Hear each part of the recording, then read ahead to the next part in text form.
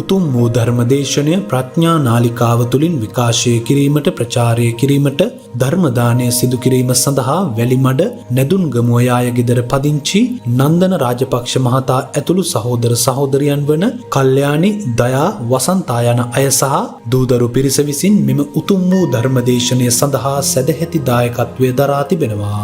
උතුම් වූ ධර්මදානයන්ගෙන් ජනිත වන්නා වූ මහා පුණ්‍ය ශක්තියෙන් 2021 වර්ෂයේ අගෝස්තු මාස 22 වන දින පරලෝ සැපත් එනිසා ඉදිරිසිංහ මෑණියන්ට 2004 වර්ෂයේ දෙසැම්බර් මාස 23 වන දින මිය පරලෝ සැපත් PS පීටර් සිල්වා පියාණන්ට සහ පවුලේ නමින් පරලෝ සැපත් ඥාති හිත මිත්‍රාදීන්ටත් ධර්මදේශනාමය කුසලය අනුමෝදන් වෙත්වා. උතුම් නිර්වාණ සෝය පිණිස හේතු වාසනා වේවා. ගෞරවනීය ධර්මදේශක ස්වාමින් වහන්සේටත් නිදුක් නිරෝගී චිර ජීවනය සැලසේවා. එසේම සියලු ලංකා වාසීන්ට සහ ලෝක වාසීන්ටත් නිදුක් නිරෝගී චිර ජීවනය සැලසේවා. උතුම් නිර්වාණ අවබෝධය පිණිස මෙම පුණ්‍ය කුසලය හේතු උපනිශ්‍රය වේවා කියා බලාපොරොත්තු වෙනවා. එසේම වේවා කියා ආශිර්වාද කරනවා.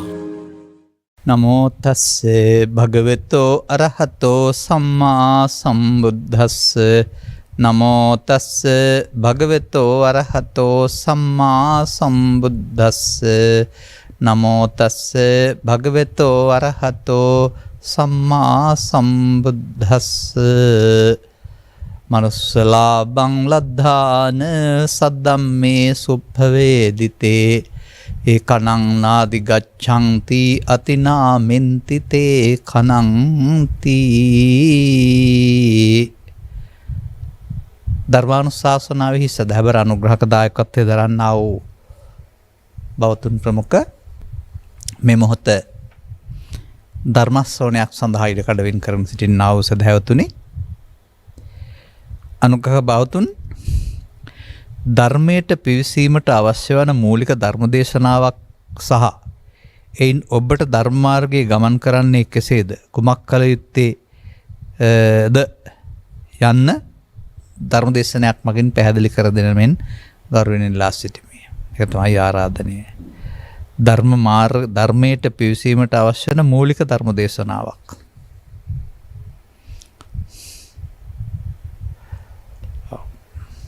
ඒ අනුව තමයි මම ඊට අදාළ මතකයේ පවතින ගාථාවක් මාතෘකා පාඨයේ වශයෙන් ගත්තේ.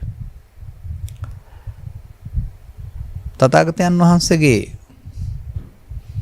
ධර්ම කරුණු පැහැදිලි කිරීමේදී මම මින් පෙර දිනකත් දුර්ලභ දෙයක් වශයෙන් සන සම්පත්තිය පැහැදිලි කරලා ලැබුවා. අප මිනිසත් බව ලැබුව අය සවන් දෙන ඔබ සහ අප ළමා කාලේ සිට ජීවිතේ යම් කොටසක් ගෙවාන අයත් ඉන්න අය. ජීවිතෙන් සමුගන්නට ඉන්න අය. ඒ වැලක්විය හැකි කිසියෙකුත් ඇත්තේ නැහැ. මේ ජීවිතේමයි දුකටපත් වෙන්න යොදා ගන්න අවස්ථාව තිබෙන්නේ. මේ ජීවිතේමයි දුකින් මිදෙන්න අනුගමන ප්‍රතිපදාවට ප්‍රවිෂ්ඨ වෙන්නත් ඕනේ.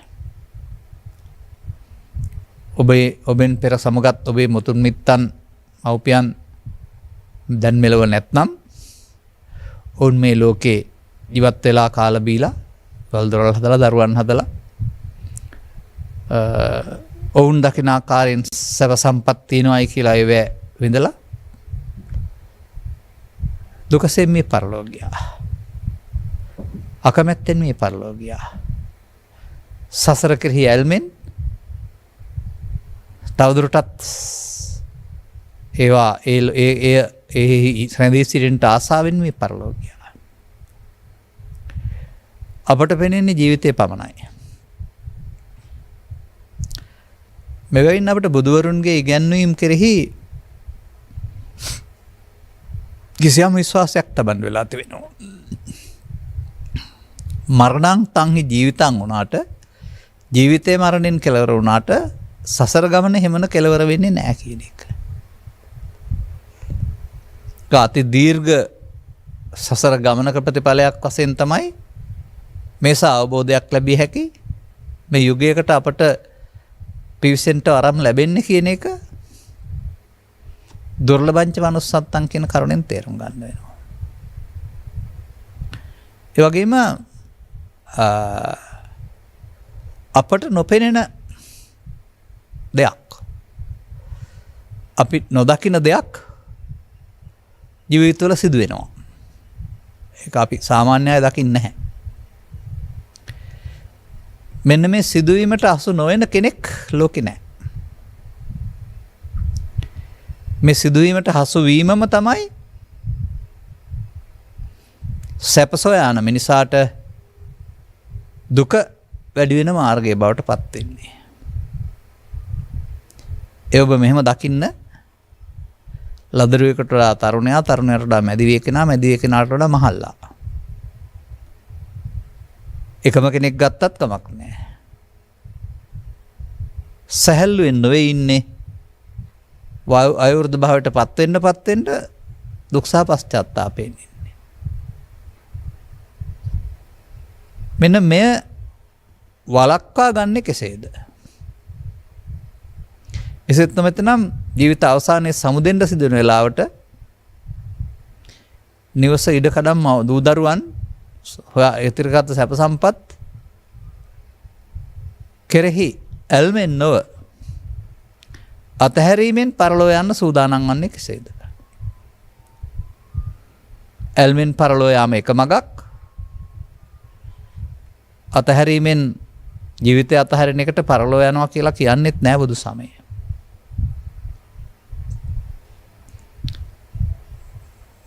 මේ සඳහා අවශ්‍ය කරුණක් තිබෙනවා. ඔබ අප මනුස්සලාභය ලබාන තිබෙනවා. නමුත් සුප්පවේදිත සද්ධර්මය මනාකොට දෙසූ මනාමාර්ගයෙන් යුක්ත ඵලයක් සහිත සදහම්. අන්දයත් මනාකොට දෙසූ වදන් තිබුණට පාලියට සිංහලෙන් කතා කරන විට ඊට වඩා නොගැඹුරු අර්ථ ඇති. දුකින් මිදීමක් ජනිත කරන අර්ථයක් ඇති වදන් වෙනුවට සංසාරයේ වර්ණනා කරන්නා වූ, සසර ඇවිදීමක් සකස් කර දෙන්නා වූ දෙසුම් කලක් තිස්සේ ඔබ සවන් දෙනවා. ඒ පිළිබඳව රටේ වාද විවාද පවතිනවා. ආගමක් වශයෙන් ගත් කල එහි මතිමතාන්තර සම්බන්ධයෙන්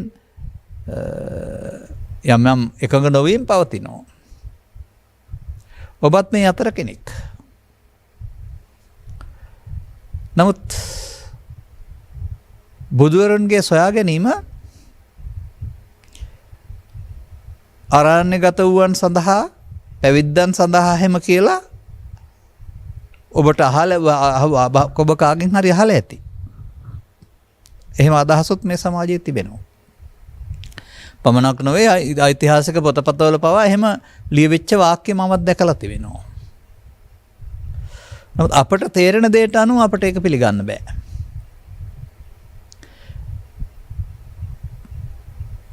ලෝකයේ මිනිසුන් සඳහා, ආස්වාසවාසයේ මිනිසුන් සඳහා, ආහාරයේ මිනිසුන් සඳහා වගේම බුදුරෙලි කරන සදහමත් මිනිසුන් යහපත් කිරීම සඳහා.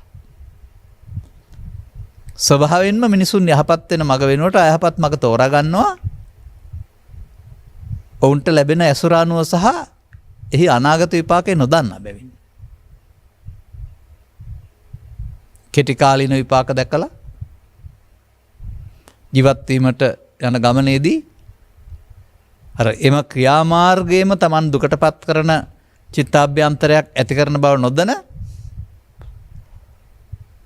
ස්ථාරුණ්‍යත් සමග සමහර සුරාවසූද දුරාචාරයේ ජීවිතේ බවට පත් කරගන්නවා.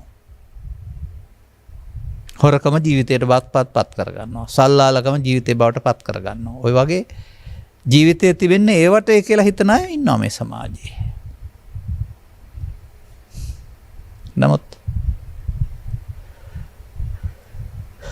සාමාන්‍ය දියුණු මනසක් ඇති පුද්ගලයෙක් වශයෙන් ගත් කල මේ සමාජයේ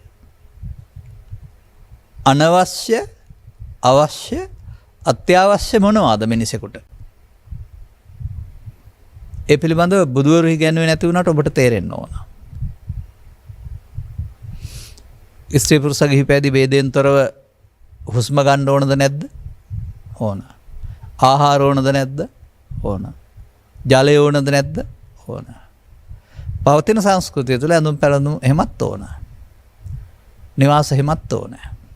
මේ මූලික අවශ්‍යතා. නමුත්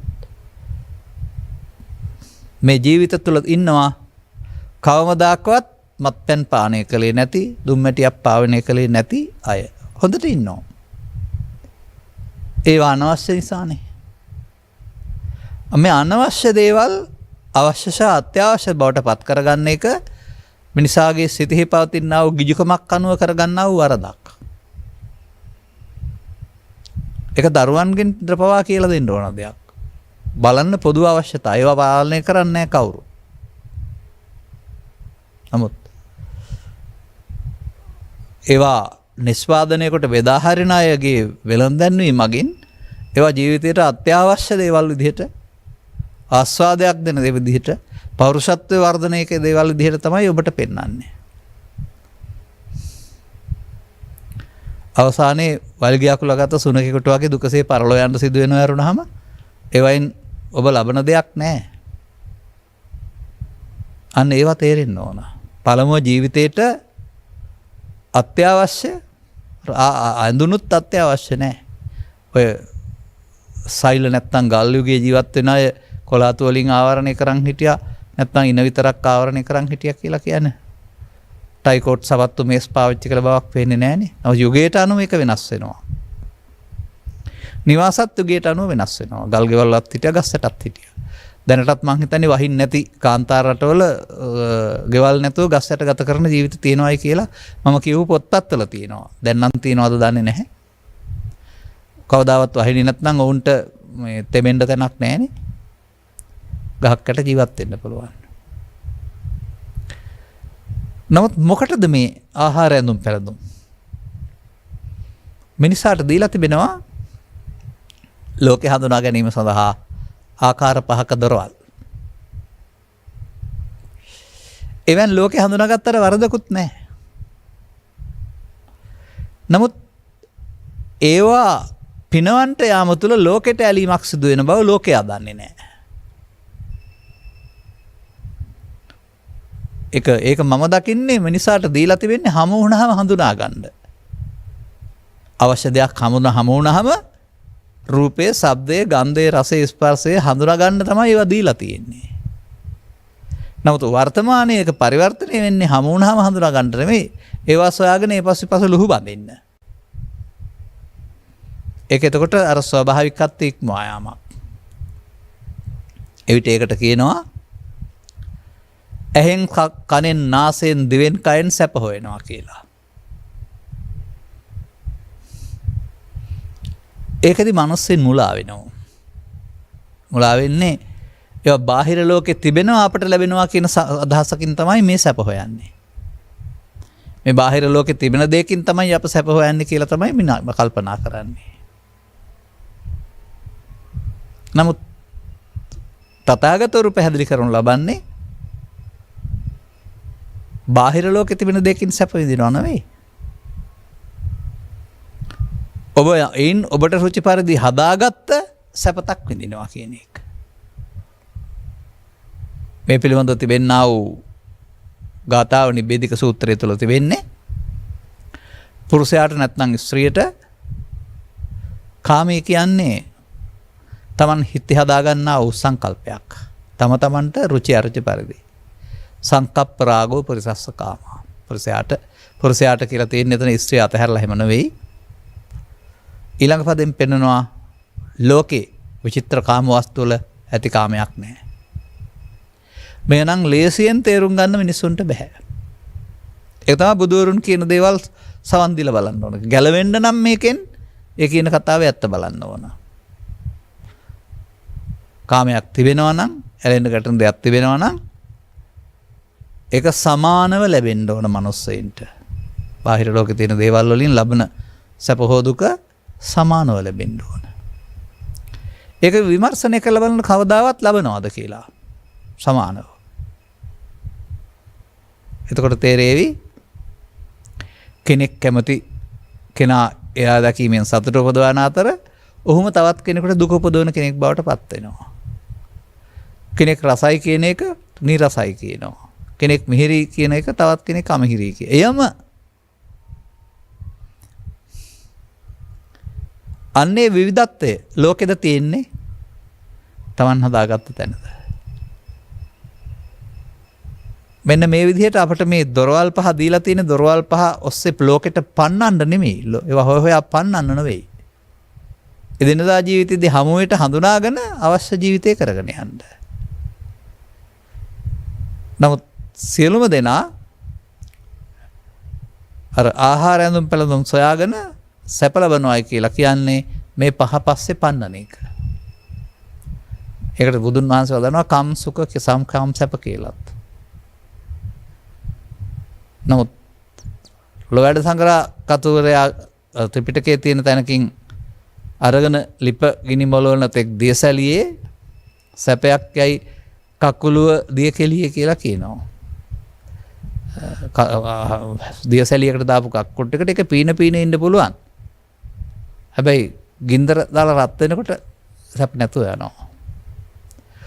එපවත් තොපසිත ඔබත් හිතනවා නම් එහෙම කියලා මේ ලෝකේ එවෙන්නවා සැපයක් නම් නැත කම් රස කෙලියේ. කාමයන් පිටිපස ලුහු බැඳීමෙන් ලබන්නා වූ සැපයක් නම් නැත. හැබැයි අපට පේනවා එහෙම. අනේ අපට පෙනෙන එක සහ උන්වහන්සේලා පෙන්වන දේ අතර පරතරය අපි ඉගෙන ගන්න ඕන. එමගින් මේ අහන්නේ ධර්මයට ප්‍රවිෂ්ඨ වෙන්න අවශ්‍ය මූලික කාරණා ටිකක් නේ.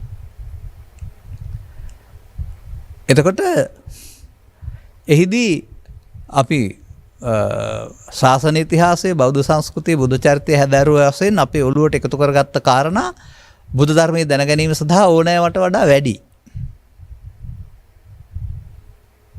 අද මම දකින්නේ මේ එකක්වත් ඕන නැහැ කියලා. නමුත් අර අවුරුදු 12-13ක් පාසලේ උගන්වන නිසා රත්නපත්‍රයක් දෙන නිසා ඒකට ඉගෙනගත්ත දේවල් පෑනෙන් වමාරණයක උත්තර ලියනවා කියලා කියන නිසා එහෙම පැත්තකට යනවා සමාජය. ඒක යටතේදී සෙසු විෂයන්ට සමගාමීව බුදු සමයත් ලෞකික වුණා. ඒක තුළින් බුදු සමය හදාරන්න ගිහින් බුදු සමයේ ලෝකෝත්තර භාවය අමතක වෙනවා සමාජයට. මොකද දැනීමට මතකයට ගත්තොත් ඇති කියලා හිතන නිසා. මෙන්න මේ නිසා මනාව දෙසූ සදහම් මනුස්ස ප්‍රතිලාභයට හම්බ වෙන්න ඕන. ඒක කන සම්පත්තිය ඉඩලද විට කළ යුත්තේ කරන්න ලබාගත්තා වූ භාග්‍ය කියලා එකෙන් කියන්නේ. කන සූත්‍ර දෙකක් දෙආකාරයෙන් පෙන්වනු ලබනවා. සත්ත්ව කොට්ටාසයට මේ විශ්වය තුළ දුෂ්ට වූෂණ 8ක උත්පත්ති ලැබෙනවා. ඔවුන්ට බුදුන්ගෙන් ධර්මයෙන් වැඩක් ගන්න බෑ.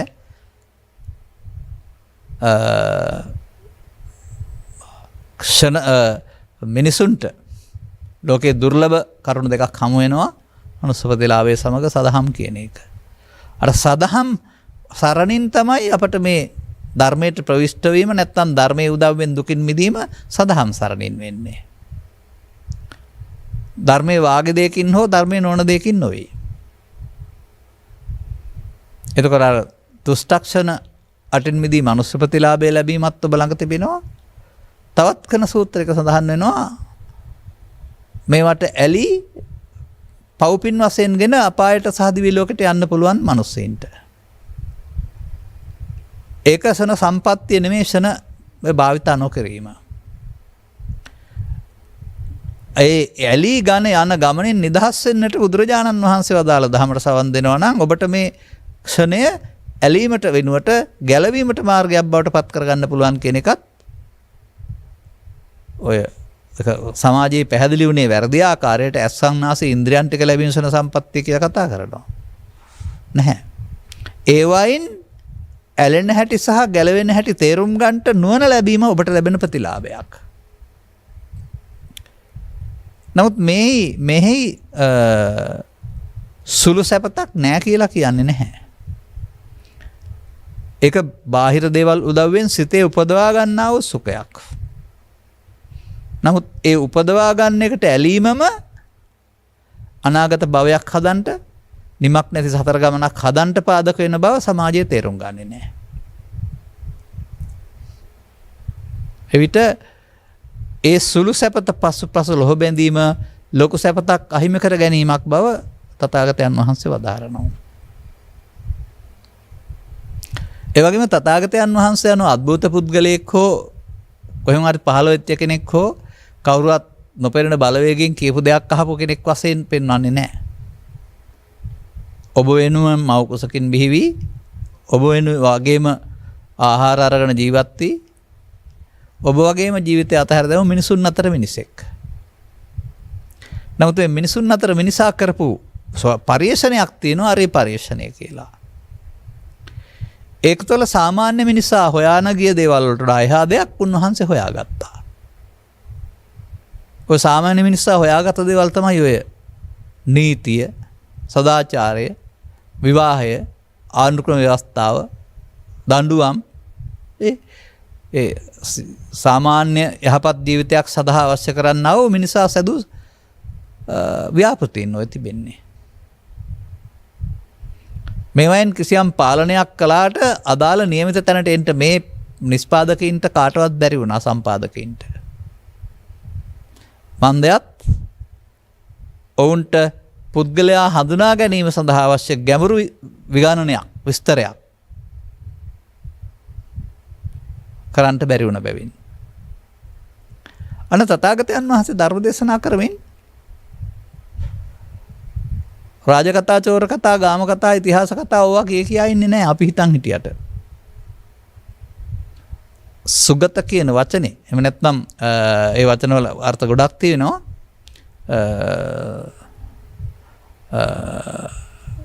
හිතකර වූ බසක්ම වදාළ කෙනෙක් කියලා තියෙනවා. නමුත් ඔබට මේ මූලික ප්‍රවිෂ්ඨයේදී ලෝකයා කරන වැඩක් පිළිබඳව හඳුනා ගන්න වෙනවා.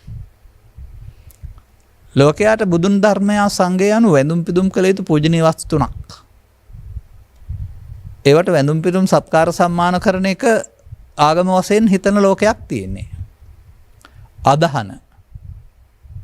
ඒ තුලින් ඔබට යමක් ලැබෙයි කියලා. ඒ තුලින් ලැබෙනවා.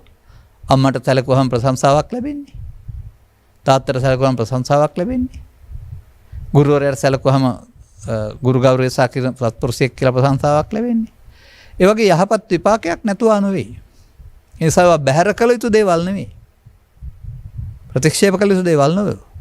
නමුත් එල්ලී සිටිය යුතු එයින් විමුක්තිය ලැබෙනවායි කියලා මුලා විය යුතු දේවලුත් නෙවෙයි. රාජකථා, චෝර කතා වලින් තොරව තථාගතයන් වහන්සේ ඔබට ඔබ පෙන්නනවා.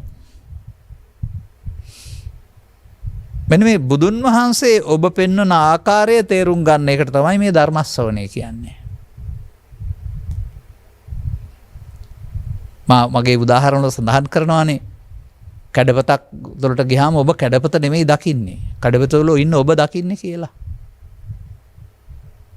එනිසා මේ සූත්‍ර දේශනා තුළ අපි දකින්නේ මේ මිනිසා කරන කියන ක්‍රියාමාර්ග තුළ වුන් දුකටපත් වෙන ආකාරය විග්‍රහ කරනවා. ඉතින් ඔබට ඒක හරිනම් හරියන්න ඕන. එපමණකින් සෑහීමකටපත් වෙන්නේ නැති උන්වහන්සේයින් ගැලවෙන ආකාරයක් දේශනා කරනවා. අන්න මේ සම්බන්ධයෙන් කරුණු පැහැදිලි කරනවා. කියන්නේ ඉහාත්ම වශයෙන්ම නොදන්නාකම නිසා ජීවිතය දුකටපත් වෙනවා. දැනගත්තොත් ඒ දුකටපත් වෙන හේතු ජීවිතය ඇතුළත එකතු කරන්නේ නැතුව අයින් කරගෙන නොසිතූ නොපැතූ ආකාරයක ඔබ දැනට ලකින සැපට වඩා එහා ගිය උත්තරීතර සැපතකට හිමිකම් කියන්න මං පෙත්තිවර වෙනවා. එනිසා ඉහාත්ම වශයෙන්ම ජීවිත තුළ පවතිනා වූ නිවීමක් මතු කරලා දෙන්නට ධර්ම දේශනා කරන්නා වූ අයගේ ඇසුර කල්යාණ මිත්‍ර සේවනයේ වශයෙන් සලකන්න. ඔවුන් පැහැදිලි කරන කරුණු වලට සවන් දීම තුළින් ඔබේ දැක්ම පුළුල් කර ගැනීම සද්ධර්ම ශ්‍රවණයේ වශයෙන් සලකන්න. මේවා මේ ග්‍රන්ථවල මේ ලෝකෝත්තර පැත්තට යන්න අවශ්‍ය අංග වශයෙන් පෙන්වලා තිබෙනවා.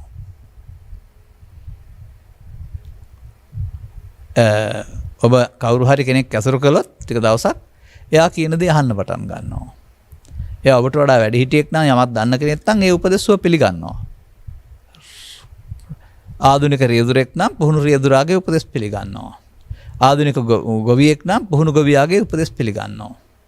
එහෙමනේ මේ රට සකස් වෙලා තිබෙන්නේ. ඉතින් ඔක අනිත් පැත්තටත් එහෙමයි. මත්පැන්නේ හොරකමේ ආධුනික නම් ලොකුවට කරන පුද්ගලයා උපදෙස් දෙනවා. අනේ වගේ බුදුරජාණන් වහන්සේලාත් හොඳ ගුරුවරු. හැබැයි උන්වහන්සේලා පෙන්වන මග ලෞකික අර්ථය සඳහා නෙවෙයි, ඊට වඩා එහාට ගිය දෙයක්. ඒ තුළ ඔබට අර වැඳුම් පිදුම් තින් ලබා ගන්න තිබෙනා වූ සාන්තියට වඩා වැඩි සාන්තියක් ඔබව තේරුම් ගැනීම තුළින් ඔබව ගලවා ගන්නට ඔබට බාර දෙනවා. දැන් අපි මේ අනිත් අයගෙන් ඉල්ලා ඉන්නේ අපිව ගලවා ගන්න කියන කරදරයක් වුණාම. පිහිට කියන වචනයෙන් ඔබ කාගෙන්වත් පිහිට ඉල්ලනවා. නමුත් තථාගතයන් වහන්සේගේ ඉගැන්වීම වල පවතිනවා මේ සඳහා කළ යුතු කෘත්‍යයක් නැත්නම් ඒකට කිච්ච කියලා කියනවා. ඒකට තියෙනවා ආතප්ප කිච්ච කියලා වචනයකුත්. මේ කෙලස් තැවීම කියන වචනෙන් යම් කිසිවකට ඉඩ නොදී සිටීම.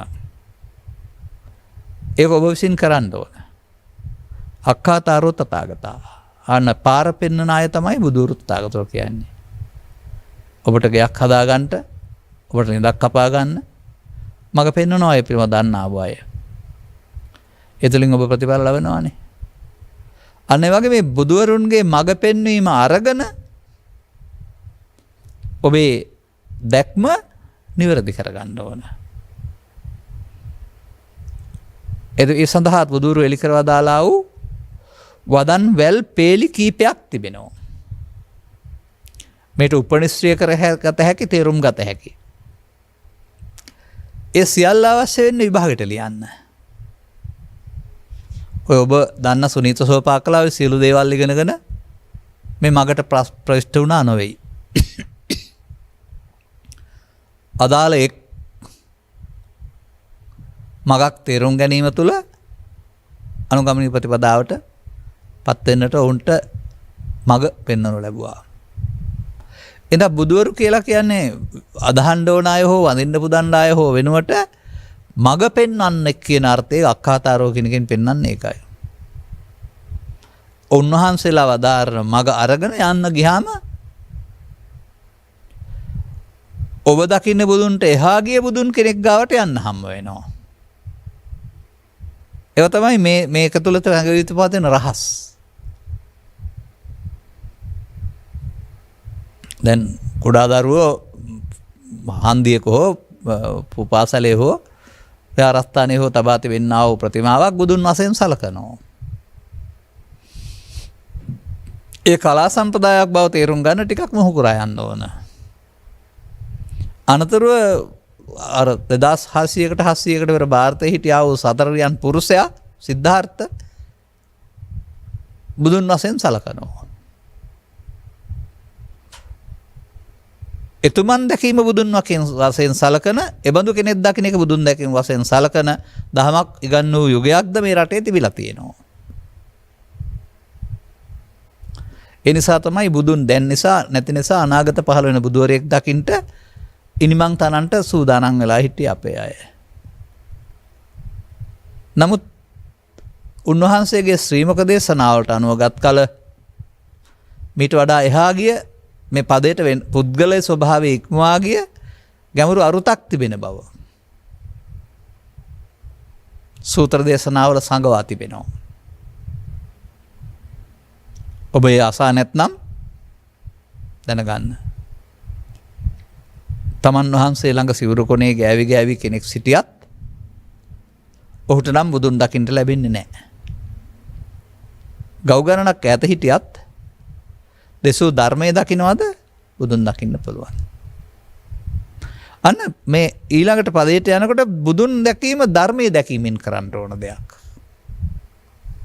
ඒ ධර්මයේ දැකීමෙන් දකින බුදුන් පිළිමය හෝ පුද්ගලයා නොවන බව වටහා ගන්න. එසේ රූපශ්‍රිය බලමින් හිටි පුද්ගලයෙක් සඳහා බුදුන් වහන්සේ වදාළ ප්‍රකාශයක් වක්කලි සූත්‍රය කියලා තිබෙනවා. එහිදිත් කය දෙස බලන් ඉඳීමෙන් ලැබෙන සැපතක් නෑ.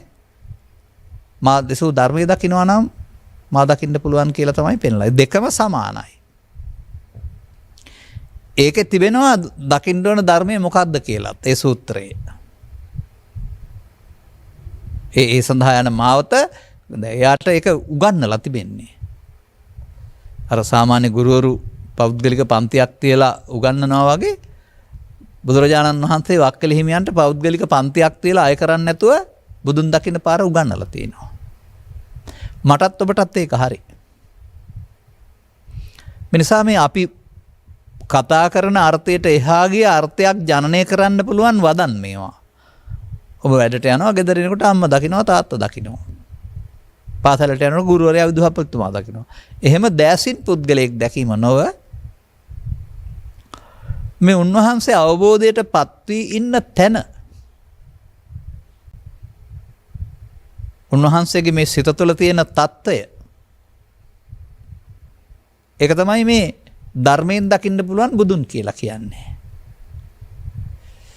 අන්න ඒ බඳු තත්වයකටපත් වෙන්න යුගයක් අවශ්‍ය නැති බැවින් කෙනෙක් අවශ්‍ය නැති බැවින් තමයි බුදුරජාණන් නැමැති පුද්ගලයා හිටියත් නැතත් උන්වහන්සේ වදාළ ධර්මයේ තුලින් ප්‍රවිෂ්ඨ වෙන්න පුළුවන් නම් අදටත් අපට මේ වළංගු භාවය අවලංගු කරන්න කාටවත් බැරි. අවලංගු කරන්න අයිතියකුත් නැත්තේ. නමුත් ධර්මයේ කියන අර්ථයේ වචනේ ගන්න බැරි වුණොත් හරියට ධර්මයේ කියන්නේ සූත්‍ර දේශනා, ධර්මයේ කියන්නේ කතාන්තර, ධර්මයේ කියන්නේ බණ පොත, ධර්මයේ කියන්නේ ජාතක පොත. ධර්මයේ කියන්නේ එහෙම ගත්තොත් එම අර්ථය නොගැඹුරු වෙනවා. ඒවා ඔක්කොමම පෙන්වන්නා වූ සද්ධම්මෝ පරම දුර්ලභෝ කියලා වචනයක් තිබෙනවා. එසේනම් ඔබට ජීවනෝපාය සලසා ගන්න වෙනවා. මව්පියන් ඉන්නවා නම් වගකීම ඉටු කරන්න වෙනවා.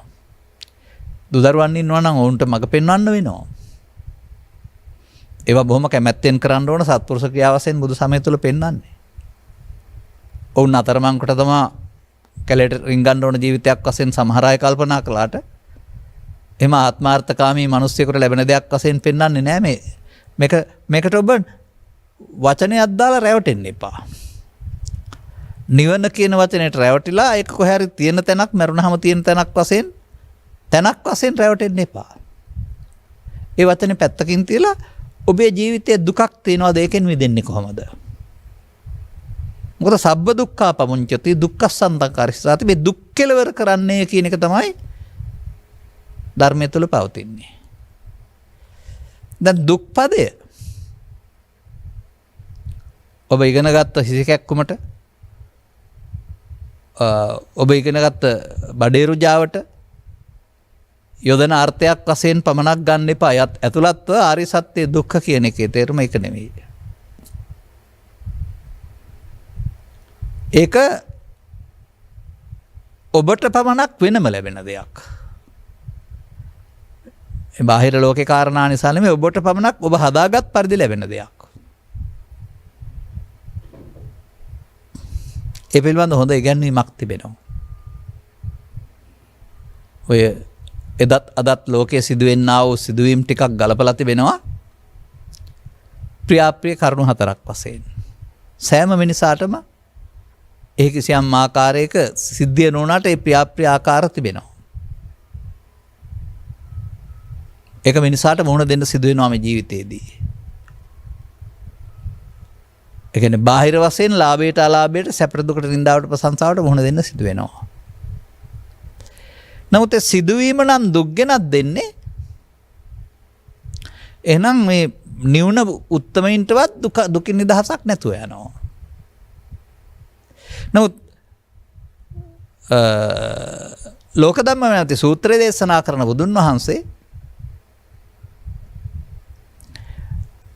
ඒ පිළිබඳ අවබෝධයක් නැති පුද්ගලයා දුක් වෙන අතර අවබෝධයක් ඇති පුද්ගලයාට ඒක දුකක් ගෙන දෙන්නේ නැහැ කියලා පෙන්නනවා. අටලෝ දහමම අනවබෝධයෙන් යුක්ත පුද්ගලයා දුකටපත් කරන අතර අවබෝධයෙන් පුද්ගලයාට අටලෝ දහමම දුකක් නෙවෙයි කියලා. එහෙනම් ඒ අටලෝ දහමේ නෙවෙයිනේ ඒක තියෙන්න ඕන. ඒව තමයි ඉගෙන ගන්න ඕන රහස් තැන්. අන්න ඒ විට මිනිසා ජීවත් වෙන්න යාම තුළ වැරදි ආකාරයේ දර්ශනයක් තුළ දුක ජීවිතය තුළ හදාගන්න දෙයක් බවයි තථාගතයන් වහන්සේ පෙන්වන්නේ. මේක තේරුම් ගත්තේ නැතුව ජීවිත අග දක්වා ගියොත් දුක හදා ගන්නව ඇරුණාම සැප ටික හොය හොයා මෙදෙන්න පාරක් ලැබෙන්නේ නැහැ. ඒ තමයි සියවස් ගණනාවක් තිස්සේ අපේ ජාතියට සිදු වුණේ. පරපුරෙන් බෞද්ධ වුණා, ආමිස පූජාවන් ටිකක් කළා, ජීවිත අවසානයේට ගිහින් ධර්මය හොයන්න ගියා.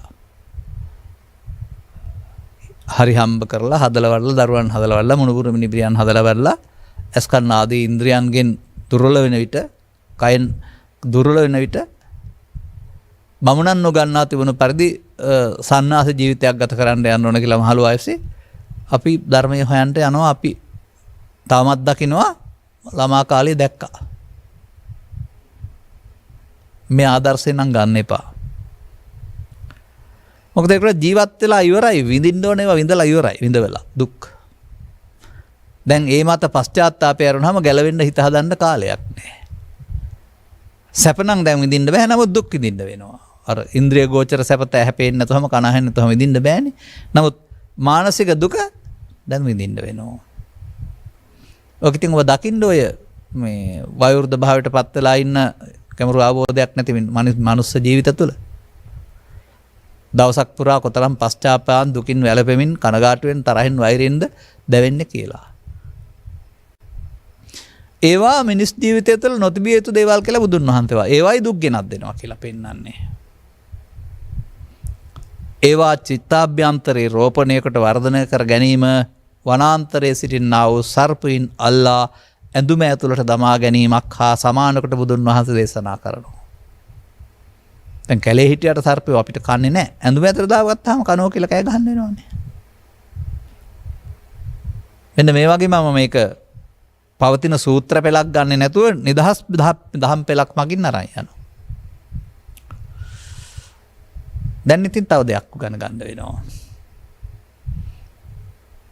පාසල් ගිහින් ඉගෙන ගත්ත බුදුදහමේ සම්මාදිට්ඨිය සතර ඇවිදින්න උගන්වනවා ඇරුණාම දුකින් මිදෙන්න උගන්වන්නේ නැහැ.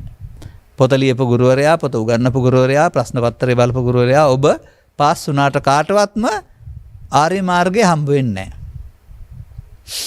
ඒ මාර්ගයේ ගොස් සෝවාන් වූ කිසිවෙක් නැත.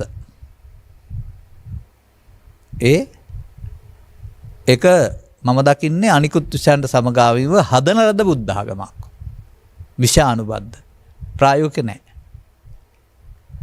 නමුත් මේකේ යහපත් දැකීම කියලා වචනයක් තියෙනවා, සම්මා දිට්ඨි කියලා. ඒකේ තිබෙනවා අනාර්ය ආර්ය කියලා දෙකක්. එතකොට මේ බුදුන් හොයාපු වෙන්නපු සැප විඳින්න අනාර්ය සම්මා දිට්ඨිකයන්ට උරුම නැහැ. ඔවුන්ට අර ලෞකික සැප කියලා බාහිර ලෝකෙන් තිබෙන පස්දොරේ සැපත සමග පුණ්‍ය කර්මයන් කරපුවම ලැබෙනා වූ ආයවර්ණ සැප බල නම් වූ කොටස ඇරුණාම මිනිසා තුළ පවතිනා වූ ලෝකෝත්තර ලොවිල උතුරු කියලා කතා කරනවා. ඒකට පාර නෑ ඒකේ. මෙය හොයාගත යුතු දෙයක් නෙවෙයි. යට වී තිබෙන මතු කරගත්තු දෙයක්. ඒක තිබෙන දෙයක්. මොහොත් යට වී පවතිනවා. ඒ යට වෙන්නේ ඔබ ජීවත් වෙන්න ගිහින් අනුගමනය කරන්නා වූ ආවරණ සහිත ධර්මයක් නිසා. මේ සැනසිලි ස්වභාවය ආවරණය කරන්න ඔබ සිත තුළ පෝෂණය කරනවා නීවරණ කියලා ධර්ම ටිකක්. ඒවා බෞද්ධ අබෞද්ධ ભેදයකින් තොර මිනිස්සුන්ගේ හිතවල වැඩෙනවා. ඒවා ප්‍රහාණය කරගන්න දන්න අය අනුබෞද්ධයින් තුළ කොහොමත් නැහැ. බෞද්ධයින් තුලත් දසවස්තක සම්මාදිට්ඨිකයින් තුළ පාලනයක් කරනහම ප්‍රහාණය කරගන්න බෑ. ඒ සඳහා ඔබව මීට වඩා එහාට බුදුන් වහන්සේ බෙදලා තියෙනවා. ඔබ දකින ස්ත්‍රිය පුරුෂයා, ගිහියා පැවිද්දා, මව්කුසෙන් බිහි ජීවිත දක්වා ජීවත් වෙන පුද්ගලයා වශයෙන් නෙමෙයි තථාගතයන් වහන්සේ මේක පැහැදිලි කරන්නේ. ඔය සෙසු ආගම් පැහැදිලි කරන්නේත් මේවා පුද්ගලයෝ වශයෙන්. ඔබ අහලා තියෙන විභජ්‍යවාද කියලා බෙදා දැක්වීම. බුදුන් වහන්සේ ඊට වඩා සියුම්ව බෙදා දක්වනවා මේ ඔබව. ඒ හරිනම් පිළිගත යුත්තේ ඔබ ළඟ තිබෙන නිසා. ඔබට පෙනෙන්නේ මව්කුසින් බිහි ජීවිත අවසානයේ දක්වා ජීවත් වෙන පුද්ගලයා. තථාගතයන් වහන්සේ වදාරන්නේ ওই පුද්ගලයෙක් නෙමෙයි, සිතයි කයයි දෙකක්. ඕකේ ප්‍රධාන බලය පවතින්නේ කයට නෙමෙයි සිතට. සිත තමයි කය වචන තුනින්ම ක්‍රියාත්මක වෙන්නේ. ඒ වගේම ඔබ පුද්ගලයෙක් වුණාට ඔබ ලෝකෙත් එක්කලා සම්බන්ධතාව වත්තන්නේ පුද්ගලයෙක් වශයෙන් නොවේයි. ඇසෙන් කනෙන් නාසයෙන් දිවෙන් කයෙන් සිතෙන්. ద్వාර පහකින්. මේ ద్వාර පහෙන් අපි කතා කරන ලෝකේ රූප බලනවා සද්ධානවා කියනකොට බුදුන් වහන්සේ වදාරනවා මේවට සිත පිහිටනවා. මේ දොරවල් පහට සිත පිහිටනවා. අන්න දොරවල් පහට පස් ආකාරයෙන් හමු වෙන අරමුණු රසය අනුභව කරනවා සිත. ඇහැ නෙවෙයි ඔබ නෙවෙයි. ඒවා වෙනස් මාන. අර ඔබ ඉගෙන ගන්න සාමාන්‍ය දෙයට වඩා එහා ගිය වෙනස් මාන.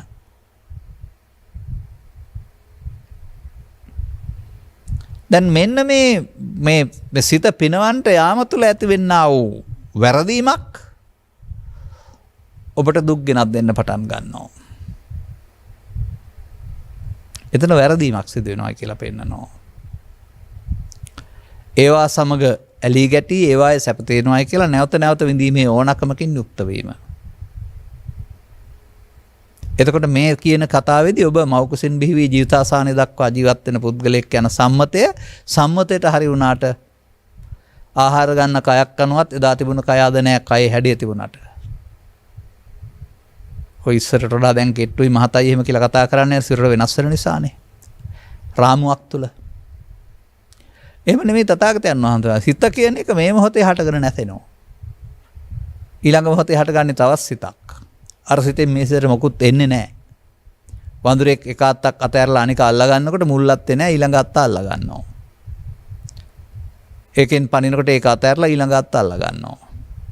වඳුරා අත්තකට අත්තට පනින්නාසේ ඔබ සිත ඇසෙන් කනට කනෙන් නාසයට නාසයෙන් දිවට දිවෙන් කයට සිතින් අල්ලාගෙන යනවායි කියලා පෙන්නනවා.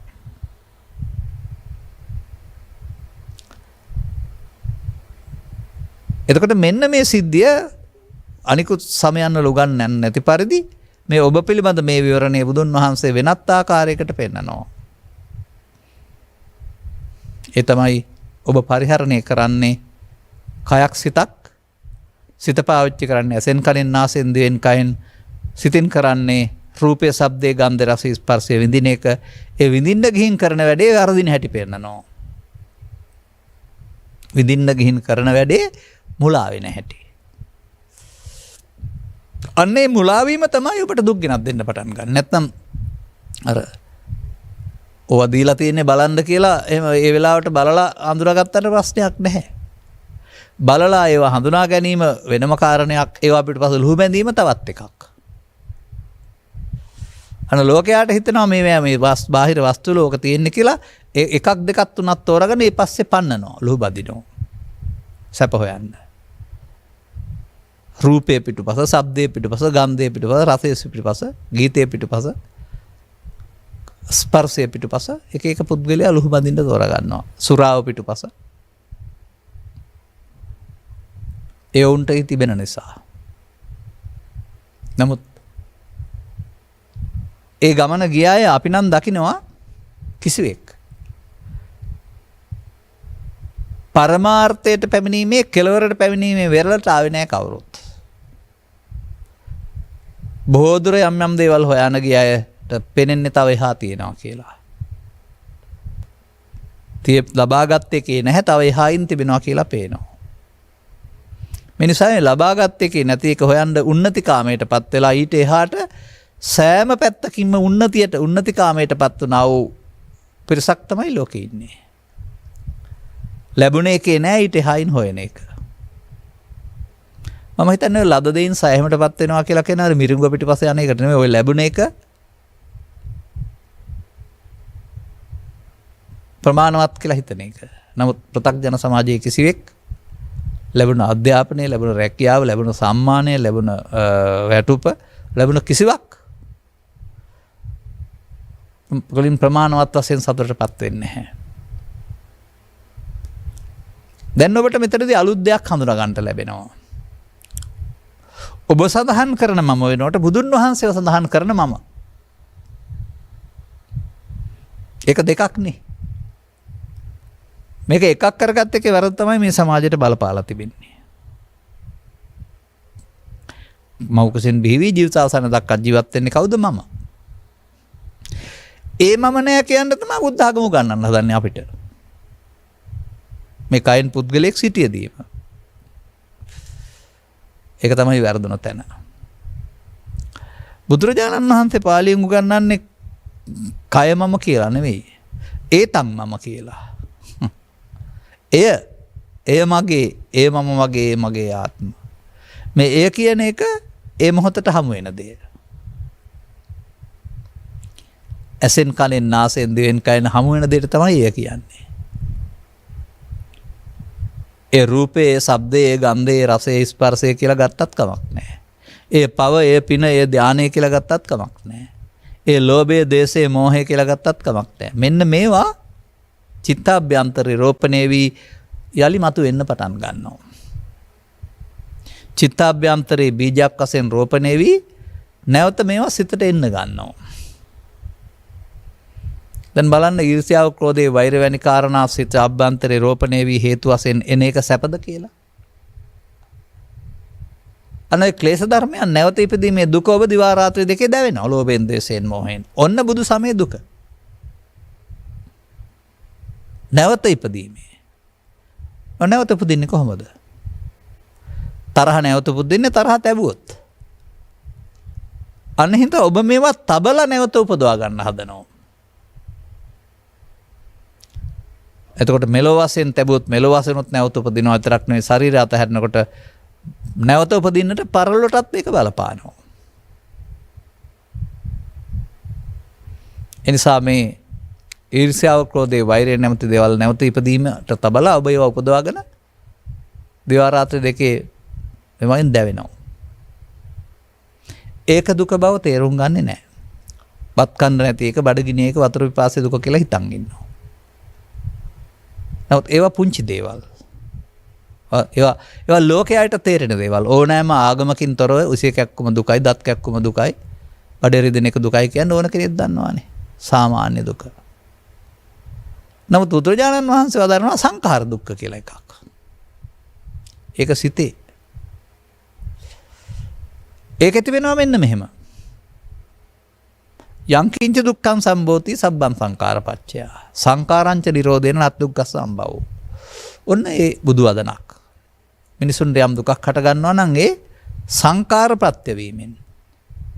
අනාරේ සංඛාර ප්‍රත්‍ය කරන එක, සංඛාර රැස් කරන එක ඔබ පු탁ජනෙක් වශයෙන් කරන දෙයක්. නිසා ඔබට ඒකේ විපාකෙ හිමි වෙනවා. බුදුවරු පැහැදිලි කරන්නේ සංඛාරංච නිරෝධේන. සංඛාර රැස් කිරීමකට නිරෝධ කරන්න පුළුවන් නම් දුක් කෙලවර කරන්න පුළුවන් කියලා. ඒ ආර්ය සත්‍යයක්. අන්න ඒවට සමන් දෙන්න ඕන. ඒවට සමන් දීමේදී ඔබට පංචස්කන්ධය, පංච උපාදානස්කන්ධය වෙන හැටි සහ පංච උපාදානස්කන්ධයෙන් මිදෙන්න පංච උපාදානස්කන්ධය අනිත් දුක්ඛ අනාත්ම වශයෙන් බලන හැටි ඉගෙන ගන්න ඕන. එහෙම නැත්නම් දුකත් හේතුවත් නැති වූ තැනත් ඉගෙන ගන්න වෙනවා. ඒක දුකත් හේතුවත් ඔබේ ජීවිතයේ තියෙනවා, නැති වූ තැන මාර්ගයට ඔබ යන්න වෙනවා. ඔබ කර්ම රැස් කරමින් ඉන්නවා. ඒක පාප කර්ම හෝ පුණ්‍ය කර්ම හෝ ධාන කර්ම වලට අහු වෙලා උපාදාන වෙනවා. කර්ම මාර්ගයේ කර්මයේ මාර්ගයේ හොඳ එකක් තොරණ යන්න ලෑස්ති වෙලා ඉන්නවා. ඔබට බුදුන් නැත යන්න නම් කර්ම මාර්ගය තුල පාරක් නැහැ. කර්මක්ෂය කරන කර්මය කියලා එකක් තියෙනවා. ඒක ඉගෙන ගන්න වෙනවා. මම මේ පෙළවල් කීපයක් කියන්නේ. එකයි ඕන. එහෙම නැත්නම් ඔබ කවදා හරි මැරෙනවා කිය හිතන් ඉන්නවා. ඒකට මතක් කරන එක මරණ සතිය කියලා උගන්වනවා මේ රටේ. නෑ. එහෙම කරපුව කවුරුත් මෙතෙන්ටපත් උනේ නෑ. නමුත් බුදුරජාණන් වහන්සේ වදාරනවා මරණ සති වික්කවේ භාවේත අමතෝ ගදාමත පරිවසාන. මහණේ මරණ සතිය භාවිතා කරනවා නම් ඔබ නිවනට බැසගත්තේ වෙයි, නිවන් කෙලවරට ඇත්තේ වෙයි. ඒ කවදා හරි මම මහලු වෙනවා මැරෙනවා කියන එකෙන් නන් නෙවෙයි. ඒ පිළිබඳ මරණ සති සූත්‍රය අපි පැහැදිලි කරලා තිබෙනවා. ඔය වගේ තවත් කරුණු තියෙනවා. මේ පෙලක් ඔස්සේ යන්න වෙනවා. සතිපට්ඨානය කියලා වචනයක් වෙනවා. උන්වහන්සේ වදාළ පරිදි දිනු කරන සිහියක් තුළින් මේ ඇල්ම අයින් කරලා ගැලවෙන තැනට පාර හදලා දෙනවා. බැඳීම වෙනුවට ගැලවෙන්න සතිය උදව් කරනවා.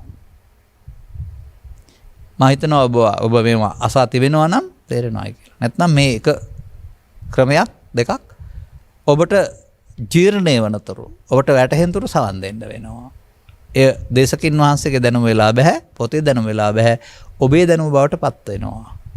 ඒ නිසා ඒකට කියන්නේ දැනුමට එහා ගිය දැක්මක් කියලා.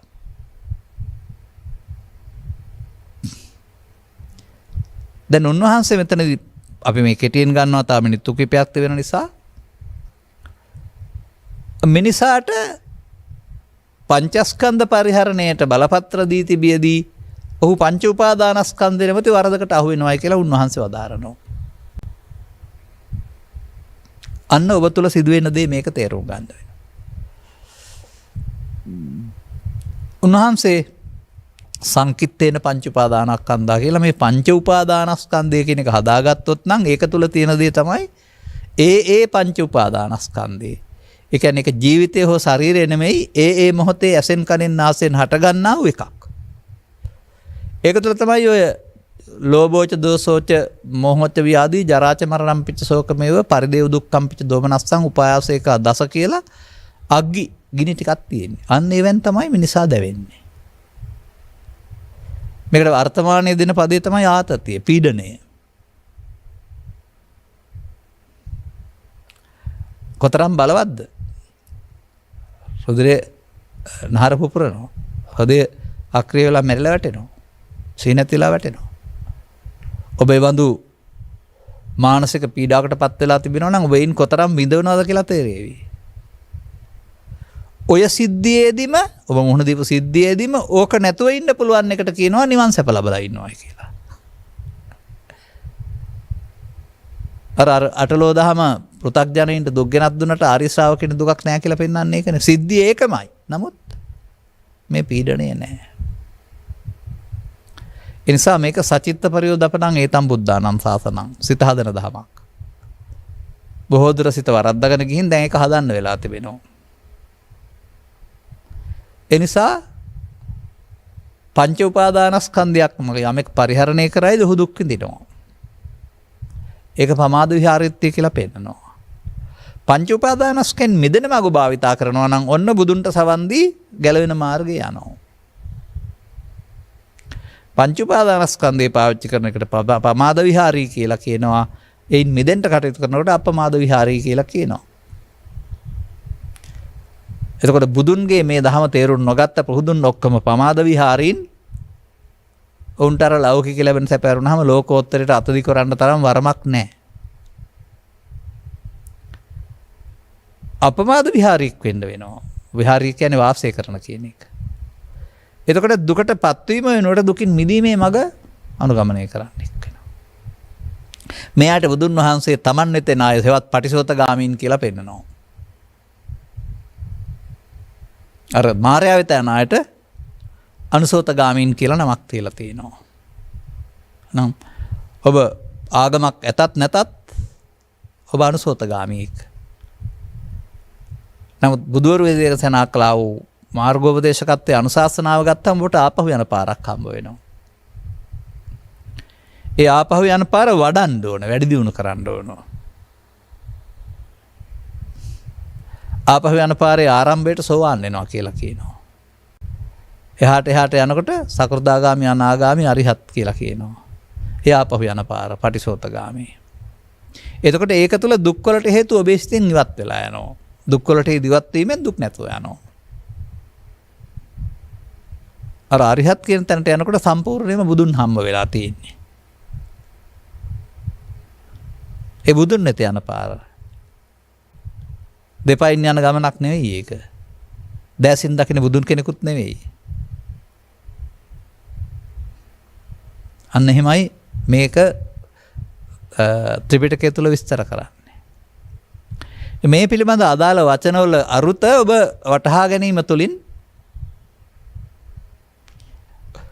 ඔබට තේරෙන්න ඕන ඔබ තුල වෙමින් පවතින දේ ඔබට දුක්පත් බුදු ගෙනත් දෙන්නේ කියලා. ලෝකෙ නෙමෙයි ඔබට තුල වෙමින් පවතින දෙයක් තියෙනවා. ඒ නිසා දුක් ගෙනත් දෙනවා. එඳා පමාදෝ මච්චනෝ පදං කියලා ඒකට පදයක් බුදුන් වහන්සේ යොදනවා. මරණයට මඟ ප්‍රමාදය. ඒ පාරෙන් අත මිදිලා අර සෝපාකට සුනීතට සේරට වඬ ගැහුවේ ওই පාරෙන් අත මිදලා අර පාරේ යන්න.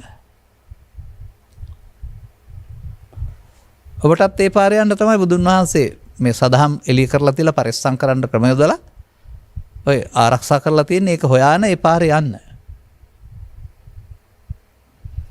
එතකොට ඒකේ සඳහන් කරලා තියෙනවා බර කියලා වචනයක්. බර හදා ගන්නවා පෘථග්ජනය. ජීවිතය තුළම බර බිම තියෙනවා ඔය පාරේ යන අය. බාරාහවේ පංචස්කන්ධා කියලා ගාතාවකින් තියෙනවා ඕක. බාරාදානං දුකං ලෝතේ බාරා නික්කපනං සුඛං කියලා. බාරාහාරංච පුද්ගලෝ. බර පංච උපාදානස්කන්ධේ බර ගෙනියන්නේ ආ පුද්ගලයයි බරට කරගැසීම දුකයි බර බිම තැබීම සැපයි. ඒ බර පදේ ගත්තත් හරියනවා. දැන් ඔබට බරක් ගත්තාම මේ බර කරදරයක් නේ. නමුත් බිම තැබුවොත් ඒකේ බර දැනෙන්නේ නැහනේ. මේ බර ලෝභ දේශ මොහොල බර සතර බර. පසුව ජීවිතෙන් පසුව නෙමේ ජීවිතේදීම බහා තබා ජීවත් වෙන්න පුළුවන්. එවිට මං හිතන්නේ සිනාමෝසු මොහොන ඉවත් වෙන එකක් නැහැ. බාහිර ලෝකෙ සිදුවෙන දේවල් කම්පණයේ බලපාන එකක් නැහැ. දැන් ඔය වාහනවල තියෙනවානේ shock absorber කියලා එකක්. හොදවලට හයි කරලා. ට්‍රැක්ටර් එක එහෙම ගියොත් එහෙම වලවල් වැටෙනකොට උඩ විස වෙනවා පල්ලට වැටෙනවා ඒ බලපානවා කම්පණය. නමුත් මෑතදී ආදා කරගත්ත සුඛෝභෝගී වාහනවල කම්පණය බාර ගන්න වෙනම දුන්නක් හයි කරලා තිනවා අපි වාඩි වෙලා යන පුටුවට දැනෙන්නේ නැහැ. කම්පණේ පාරේ තියෙනවා අපිට දැනෙන්නේ නැහැ. අන්න ඒ වගේ එකක් මේක. අටරෝදහම ලෝකේ තියෙනවා අපිට දැනෙන්නේ නැහැ. මෙන්න මේ තැනට එන්න